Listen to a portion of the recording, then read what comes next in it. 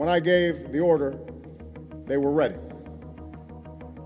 In recent days, the whole world has learned just how ready they were. The United States has the body of Osama Bin Laden. Navy SEALs went to the compound in the middle of the night in Pakistan and ultimately killed Osama Bin Laden. Thousands of Americans gathered in celebration of Osama Bin Laden's death. President Obama broke the news to the nation late last night. The mission was supposed to be completed within 30 minutes, but the SEALs asked for extra time on the ground. When they discovered the electronic gear and computers on the second floor, we're talking a massive volume of files, including text, audio, and videos. At the time, we had no idea what they discovered. The internal communications turned out to be nearly 6,000 Arabic pages.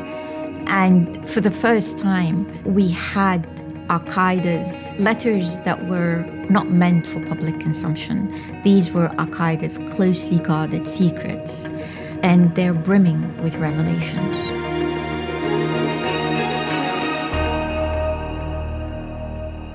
My name is Nelly Lahoud, and I'm the author of the Bin Laden Papers.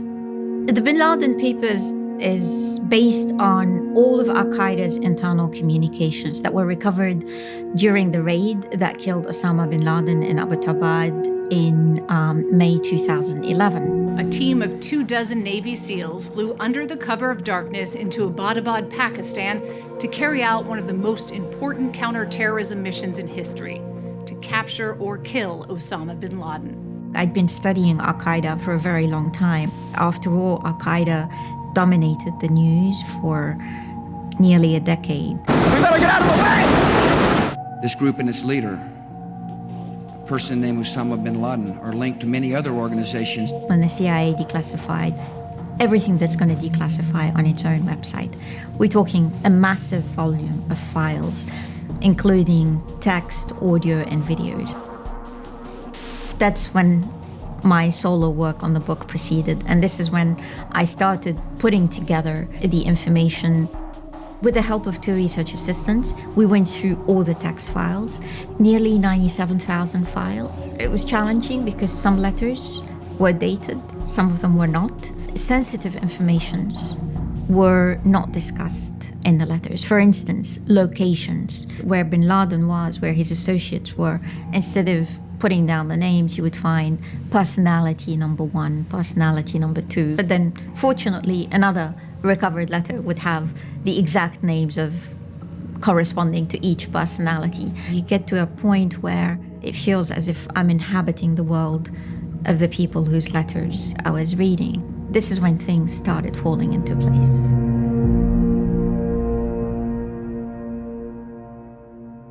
One of the biggest surprise is to discover that Al-Qaeda was shattered post 9/11. The public statements of Al-Qaeda's leaders continued to cheer various international terrorist attacks that occurred post 9/11.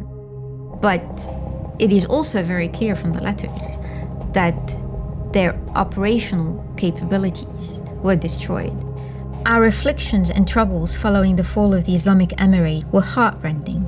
The weakness, failure, and aimlessness that befell us were harrowing. So this kind of corresponds to the idea that they were shattered, and also to the fact that Bin Laden had to disappear. We discovered that Al-Qaeda's international terrorism came to a halt, and Al-Qaeda wasn't able to carry out any international terrorist attacks post 9/11. The only attack that Al-Qaeda did carry out after 9/11 was the 2002 Mombasa attacks. At the Paradise Hotel today, investigators were still picking through the rubble, and fires were still burning more than 24 hours after the attack. Kenya's President Daniel Arap Moi inspected the damage and called it an outrage. Today, a detonator was found in the rubble, and police said they were questioning 12 people. Some of the letters paint a vivid portrait of family life in the compound. Not a cave in the mountains, but a fortified compound in a well-heeled suburb of the peaceful Pakistani town of Abbottabad. So at the time of the raid, there were 16 people who lived in the compound in Bin Laden's household. 9 of these people were children. We find out about their daily schedule, and it was somewhat disorienting to discover the children would go to him in the evenings for stories, and he would give them prizes after reciting poetries. It was shocking to get to know a little bit more about the Bin Laden that we knew. For years, this woman lived next door to the world's most wanted man. She never imagined Osama Bin Laden was among the mysterious occupants over the wall. For residents, this was simply the home of a very private family who kept themselves to themselves. Very interesting. We learned that the Bin Ladens tried to be as self-sufficient as possible. That's because they didn't want to draw attention. We discover in this letter much more about life in the compound. We find here Bin Laden describing that we bake our own bread and purchase grains in bulk. Our regular shopping needs consist of fruit and vegetables. It wasn't them who was doing the purchasing. It was the security guards next door who did that for them.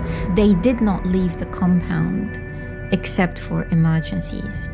In general, the children do not need to see a doctor unless they suffer from a toothache or a broken bone. One of the unique documents, 220-page family document that was handwritten, it transcribed family conversations that occurred in the compound during the last 2 months of Bin Laden's life. We find the extent to which Bin Laden didn't just rely on his daughters, he actively solicited their support. Women do not play an active and public role in Al-Qaeda, so it was quite surprising to find out how critical Bin Laden's daughters were for the work of Al-Qaeda. One letter describes that Bin Laden's daughters, Maryam and Sumaya, that their writings are broadcast on TV, meaning that they were actually co-authoring the public statements that their father delivered. Khalid too was very supportive of his father, but we could also sense from the letters that he was struggling. We find him pouring out his feeling. I am terribly exhausted by our situation. I also feel that my capabilities have regressed by more than 50% due to the constant pressure of your security situation, which looms over our lives. This is just to show how depressed he was. That Bin Laden wouldn't have known about this. Khalid was struggling with recording his father. We know from his letters to the jihadi media, As-Sahab, that his video recording of his father weren't that good. And in fact, one of them had been criticized in the media. They were concerned that perhaps this was not a legitimate, that it was a fake video. The last thing that I expected to discover in the letters was how the intelligence agencies managed to discover Bin Laden's hideout. The final trail to getting Bin Laden really started in 2003 when the CIA focused heavily on Bin Laden's use of couriers to communicate. The intelligence briefings that followed the Abbottabad raid indicated that Bin Laden's hideout was discovered by tracking down his courier. And they were referring to Abu Ahmad al-Kuwaiti. Abu Ahmad al-Kuwaiti was Bin Laden's security guard, and it is very clear from the letters that he was not Bin Laden's courier. I present my own alternative explanation on how Bin Laden's hideout was discovered. We learn that Bin Laden communicated with his associates through a closed circle. There's one intermediary on the side of North Waziristan, another on the side of Bin Laden, and a courier in between. We discover in the letters that the intermediary on the side of North Waziristan was briefly captured by the Pakistani intelligence, but he was released. But in January 2011, the courier himself was captured. My sense is it was clearly the capture of the real courier that may very well have led to Bin Laden's hideout. Now, of course, the intelligence agencies didn't mention the real courier, and it's understandable. They had every reason not to tell us the full story, most likely because they were still interested in pursuing other Al-Qaeda leaders in North Waziristan, and some of them were actually either captured or killed soon after the raid. The letters were not written for public consumption, and you had to really piece different clues together in order to appreciate what's happening. So it's one thing to read the letter and get a rough understanding, but it's another to be able to piece them together. We get to discover a different side of Bin Laden, and it was somewhat disorienting. What I didn't expect was the revelations in the letters was going to change the narrative about Al-Qaeda. And it's a different narrative that we discover through the letters. It's a different history of Al-Qaeda that we discover through the letters.